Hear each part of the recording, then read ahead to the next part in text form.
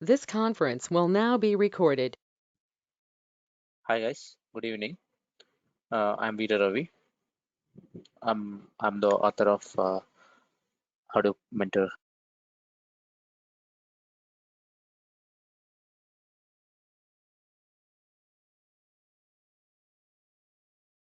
YouTube channel. Uh, yeah, I have uploaded a lot of videos about Scala and Hadoop ecosystem. I have been asked to make a short videos. So today I come up with a short content. Okay, so the content is today I'm going to discuss about a very simple topic, which is like what is Spark, what is RDD, and what is partition. So as part of this video, I'm going to discuss about what is Spark and what is RDD and what is partition. Okay. So what is Spark? By definition, by I can say by documentation, Spark documentation definition, Spark is unified. Spark is unified lightning fast analytic engine. What is that? Spark is unified analytics engine for large large data, okay, or large scale data. But there is another definition as well. That definition is Spark is general purpose cluster computing system. General purpose cluster computing system. In normal words, if we talk like apart from the definition, Spark is a execution engine which will process the huge amount of the data in memory or off memory also. It is not only in memory, it will also process the data off memory. And in detail, like it has a lot of library support. It has a high level language support like Scala, Java, Python, R, and also it has a lot of ecosystems. We'll talk about those things later. Okay, very simple. What is Spark? Spark is a fast and general purpose cluster computing system which will process the large amount of the data in memory and off memory. Coming to the speed and all, when we compare a Spark with other processing engine like MapReduce, Spark is 100 times faster than MapReduce if the data fit enough into the memory, if it is able to process in the memory. If the data fit enough into the memory, if it is able to process the data memory inside the memory, it is 100 times faster. If the data is not able to fit into the memory, if it is processing in the disk, then it is a 10 times faster. Then it is a 10 times faster. So for that, there are a lot of calculations and all. So we'll talk about those things in a different session for that. Okay. Coming to what is RDD? What is RDD?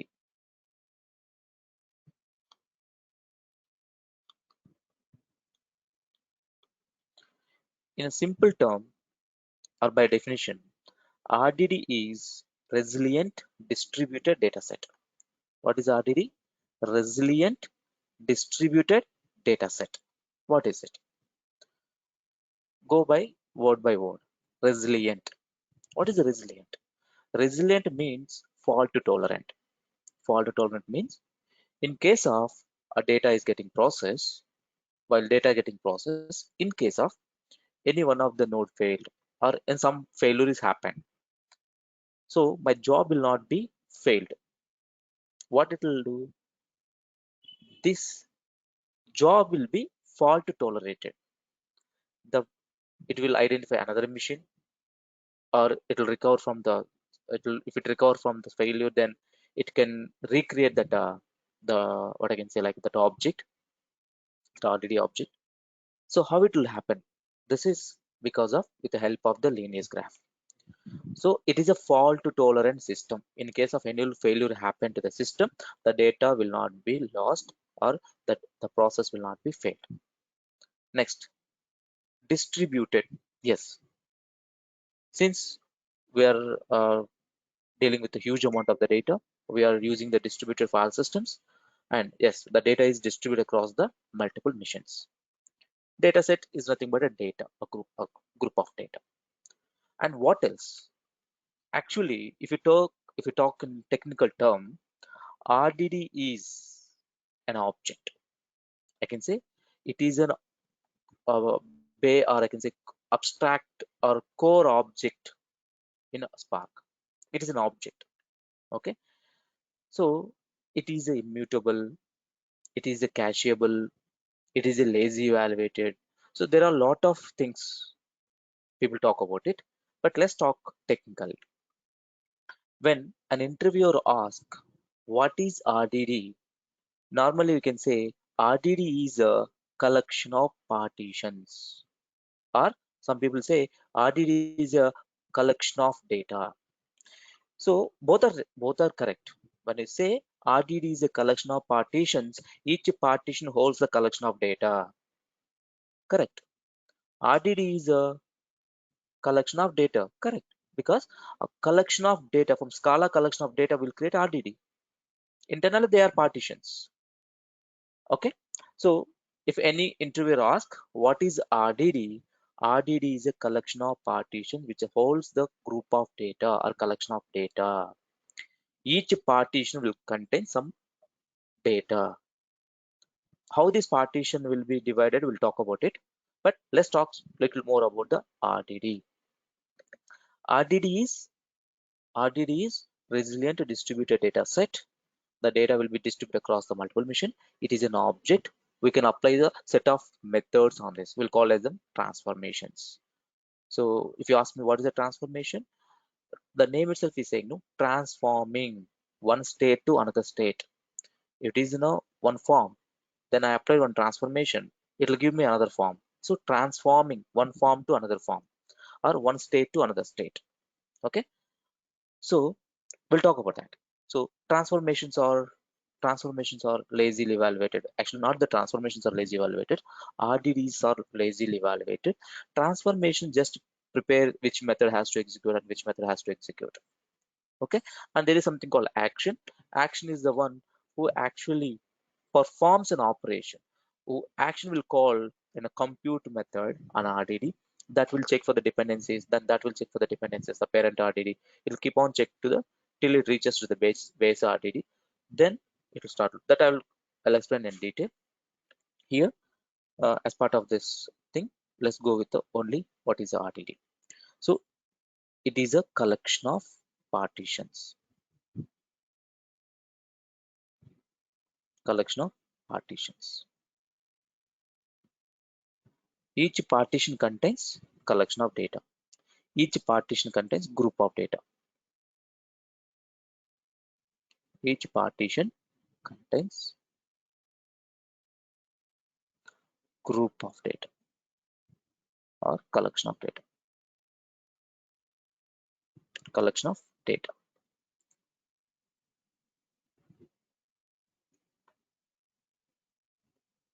Collection of data. Now, each partition contains collection. So, how these partitions will be created? How these partitions will be created? Okay.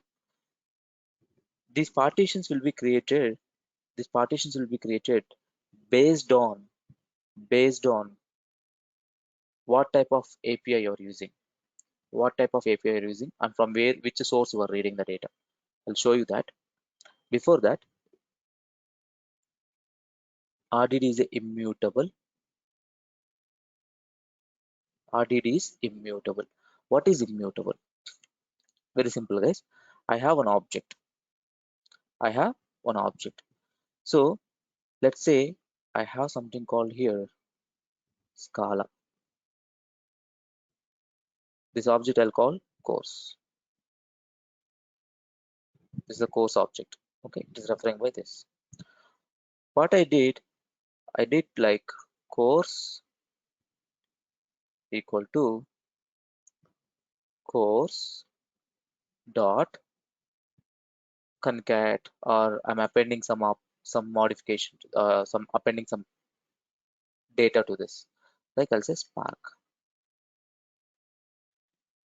What I did here, the course I have, I'm trying to modify that course. So it actually become Scala Spark. Here, what happened? The Scala object in the if I take it as a memory, if I take it as a memory, what happened here? It is not changed the Scala object. Okay, it is not changed the Scala object. So what will happen in this case? What will happen in this case? What will happen in this case? It will create one more object in the memory. It will create one more object in the memory that reference will give to this. So this reference is not, this reference is lost actually. This reference is lost and this reference is here. So the existing object is not modified. Existing object is not modified. The new object has been created. That's called immutability, which is not changeable. If you create one object, if you're doing some operations to that, it will not get modified. It will create a new one. That's called immutability. And next one is an RDDs are cacheable. Cacheable means this feature is not there in MapReduce. Suppose I'm trying to do some operations, then the result came. That result I want to make use in other actions. Then it will put the result, whatever the calculation happened, the result will put into the some memory, special memory. That's called storage memory in the Spark. Whenever I want, I can access it. Okay, and lazy evaluated. Lazy evaluated. What is lazy evaluated? This is also most important. People will ask, what is lazy evaluated? Lazy evaluated is nothing but I have loaded a file into RDD. Sc.text file. Text file. I have given some path here. Then I got an RDD. Let's say val. Next, after reading the text file, I want to break into words. I can say words RDD. I'll say words RDD. So RDD dot map. I'll go with the flat map here.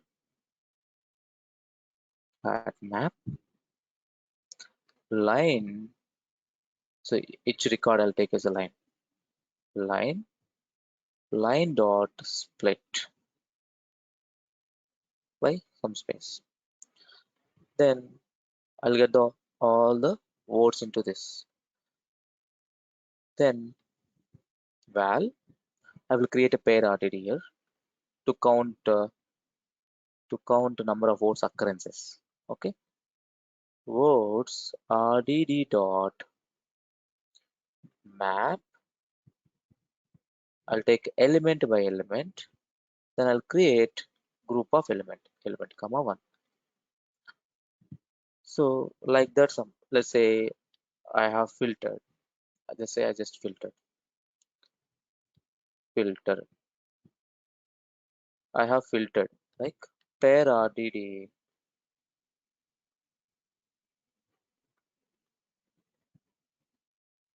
dot filter. I did some operation.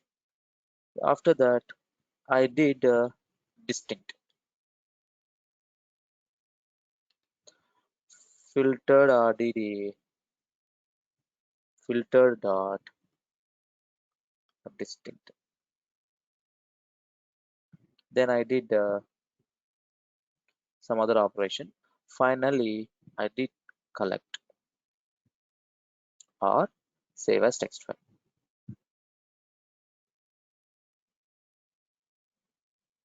Save as text file. Some location I have given. So what happened here is initially it created a base RDD. We'll call it as a base RDD. Whatever the RDD you get created initially, that's called Hadoop RDD or base RDD. On top of this, I have applied the transformation called flat map. As we know that it is immutable, so it is created words RDD. It created words RDD. Then on top of that, I applied the map transformation. Then it created towards pair RDD. On top of this, I did filter, created one more filtered RDD. On top of that, I did it distinct. This is distinct. Then I called, after some transformations, I called an action. After some transformations, I called an action. I called an action here. This is already finally I called an action, which is save as text file, some location. Okay. So now what we need to understand here is, we understand here the lazy evaluation means you have a base RTD. When you apply the transformation, instead of modifying the existing one, it created the new one. That's a lazy evaluation. Okay. And coming to, sorry, that's immutable. Coming to the lazy evaluation, as soon as you call an action, what it does, it look for the compute method here. In this RTD, it will check is there any parent, is there any dependencies or not. Then it will look for the compute method. It will call the compute method on this. When you call compute method, it look for is there any dependency on this. Yes, I have a dependency here. Then it look is there any dependency on this. Then it will call this. Then it look for any dependency or this dependencies are there. So it will keep call to all the way it will go to the base RTD. When it reaches to the base RTD, or when it reaches to the Hadoop RTD, there is no parent for this. Then it will start compute it. It will load the data.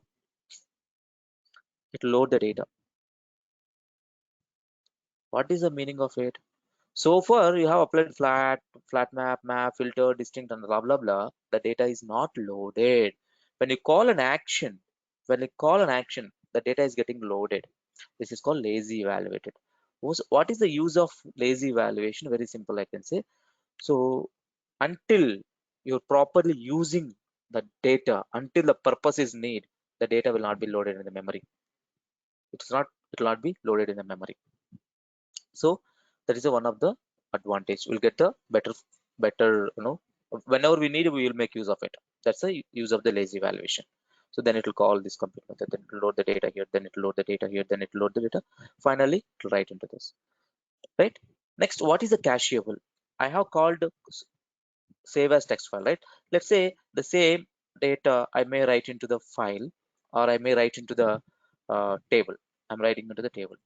So I already have calculated so far, right? I already have done some computation. So let's assume that it took 30 seconds. It took complete all this process 30 seconds. When I call another action 2, again it has to go and compute from the beginning. To avoid that recomputation, we will do cache. When you do the cache on this RDD, every partition and every executor will start storing to the respective nodes, respective executors. So when you call an extern action, it will also keep the lineage graph. So what is the lineage graph? This is the lineage graph. The flow you see, the base RDD to this, then after this, then after this, then after this. This graph is there, right? This is called lineage graph. This information will keep, the flow will keep with it when you do the caching. So when you called an action 2, instead of recomputing it again and again, whatever the data is there in the cache memory is already calculated one, it will give that. That's the cacheable. And it does not have any better performance techniques.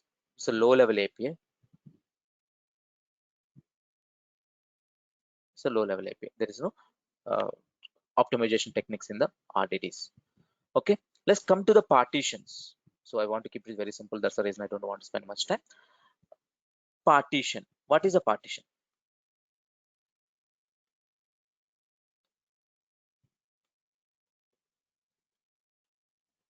What is a partition? Okay, so partition is nothing but dividing your large amount of the data into small manageable parts, manageable parts, and each part will be processed by single task. Which part will be processed by single task? I can simply say that input split. If you guys come from the MapReduce world, you will understand what is the input split. Input split is a logical representation of data which will process by single mapper. Here also, partition is nothing but if you create a RDD, let me show you here. If you create an RDD, this is my whole data set. Okay, when I create a RDD, this is my object, logical object. Okay, then this logical object will be divided into small parts. Partition 1, partition 2, partition 3,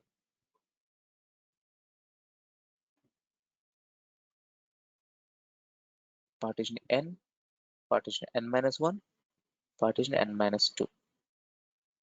So what is happened here is your whole data has been divided into some manageable parts, and each part will be processed by single task.